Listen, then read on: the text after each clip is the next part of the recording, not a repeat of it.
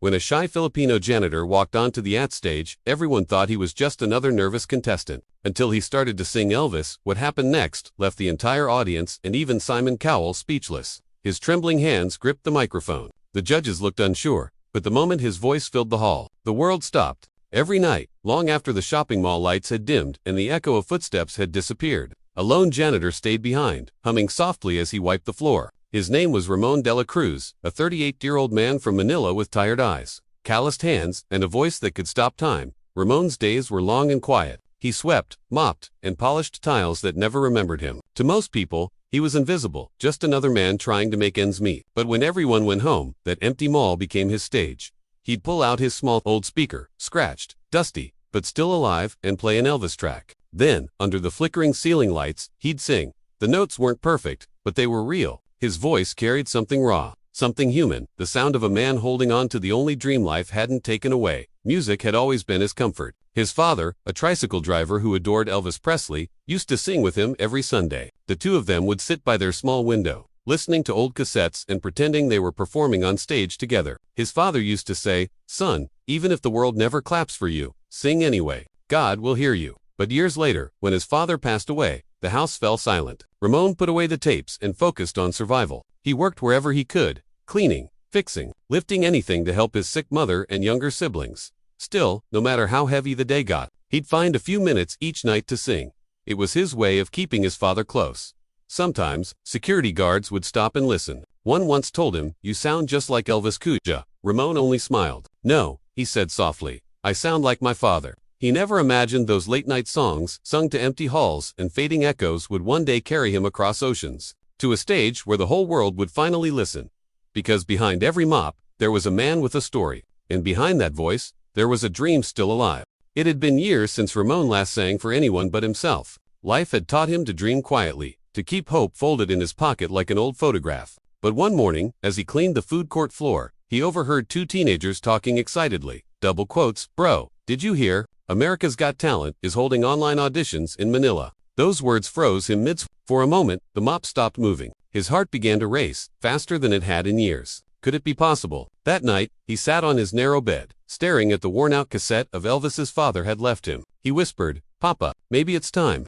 The next few weeks were a blur of preparation. He recorded his audition video on an old borrowed phone, standing in front of a cracked wall with a small speaker by his feet. His neighbors gathered outside his window, listening as his voice carried through the alleyways. When he finished singing, there was silence. Then, an old woman shouted, "Ramon, you made us all cry." A month later, an email arrived. "Congratulations. You're invited to perform live in Los Angeles." Ramon stared at the screen, trembling. Joy and fear collided in his chest. He had no passport, no savings, nothing but faith. But faith, he thought, had carried him this far. He sold his old motorcycle, his only valuable possession, and borrowed a small amount from friends for travel expenses. Before leaving, he kissed his mother's forehead and promised, "If nothing else, I'll make the world hear our story."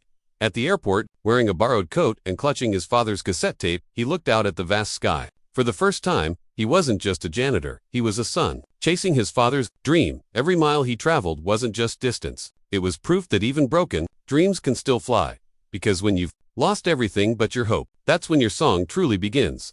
The stage lights of America's Got Talent burned brighter than anything Ramon had ever seen. The massive audience stretched into a blur of faces, cameras, and anticipation. He stood there, hands shaking, heart pounding, staring at the judge's table where Simon Cowell sat, arms crossed, watching him closely. For a moment, he felt small again, just a janitor from Manila. But then, he remembered his father's voice. "Even if the world never claps for you, sing anyway." He took a deep breath. The opening notes of "Can't Help Falling in Love" began to play. The first few words trembled out, soft, uncertain. But as the melody flowed, something inside him broke free. The fear vanished. The spotlight no longer blinded him, it embraced him. He sang not as an imitator, but as a man who had carried his dream through darkness, heartbreak, and years of silence. Each lyric carried a story of late nights cleaning mall floors, of missing his father, of singing through exhaustion and loneliness. His voice wasn't perfect, but it was pure. The audience grew silent, almost reverent. Even Simon's skeptical stare softened. Then, as Ramon reached the chorus, something magical happened. The crowd stood. One by one, they rose to their feet, clapping, cheering, some even crying. Ramon closed his eyes, and for that brief moment, he wasn't on a show anymore, he was home, singing with his father again. When the final note faded, the silence was deafening. Then the room erupted. Simon Cowell leaned forward, speechless for a moment, before saying quietly, "That didn't just sound like Elvis. That sounded like heart." Ramon wiped his tears, voice trembling. "Thank you, sir. I just wanted to make my father proud." The audience cheered louder. The judges smiled warmly, and even Simon, known for his harsh critiques, nodded with genuine respect. That night, the janitor from Manila didn't just sing a song. He reminded the world what music is truly about. Not fame, not perfection, but soul. Because sometimes, the quietest dreams make the loudest echoes. That night, Ramon sat alone in his small hotel room, still wearing the same clothes from his performance. The cheers from the audience echoed in his head like a dream he was afraid to wake from. On the table lay a simple note he'd written before the show. "For you, Papa." His phone buzzed endlessly. Notifications, messages, interviews, congratulations. But it wasn't the fame that moved him. It was one message that made him cry. A young man from Ohio had written, "I was about to give up on music. I felt like no one cared about my songs. But your story reminded me why I started. Thank you for making me believe again." Ramon stared at the screen, speechless. He never imagined that his voice, the one that once echoed through empty mall corridors, could reach across oceans and touch a stranger's heart. Over the next few weeks, the world fell in love with the Filipino Elvis. Videos of his performance spread across social media. TV stations replayed his song. People wrote articles calling him the voice that carried hope. But the most beautiful part wasn't the fame, it was the kindness that followed. A group of Filipino Americans in California reached out and started a fundraising campaign in his name. Their goal wasn't to make Ramon rich, it was to build something bigger. A music scholarship program for children in the Philippines who couldn't afford instruments or lessons. When Ramon heard the news, he couldn't stop crying. He told the reporters, "I was just trying to honor my father, but now I can honor so many fathers and mothers who just want their children to dream." Soon after, he was invited to sing again on a GT, this time as a special guest. But he didn't ask for payment. Instead, he asked the producers to feature the new scholarship fund during the show. The janitor who once scrubbed floors now used his fame to lift others. His song had become something greater, a chain of kindness that stretched far beyond any stage. Because sometimes, the miracle isn't in being heard, it's in helping others find their voice too.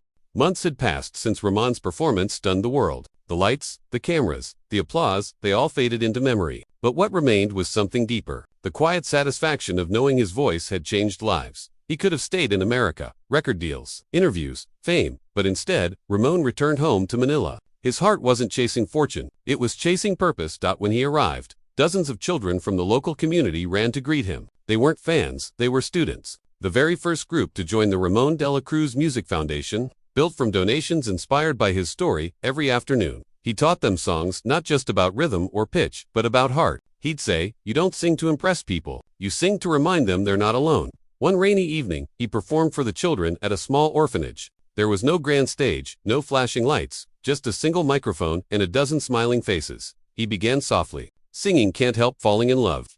His voice filled the room, calm and warm, like a father singing his children to sleep. The kids clapped along, their laughter echoing through the small hall. Then one boy stood up and said shyly, "Sir Ramon, you sound just like Elvis." Ramon paused, smiling through tears. He knelt down beside the boy and whispered, "No, son, I sound like me." The children giggled, not realizing the weight of those words, the truth of a man who had spent his life finding his voice.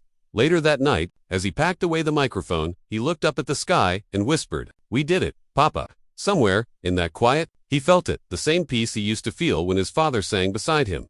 The world would remember him as the Filipino Elvis.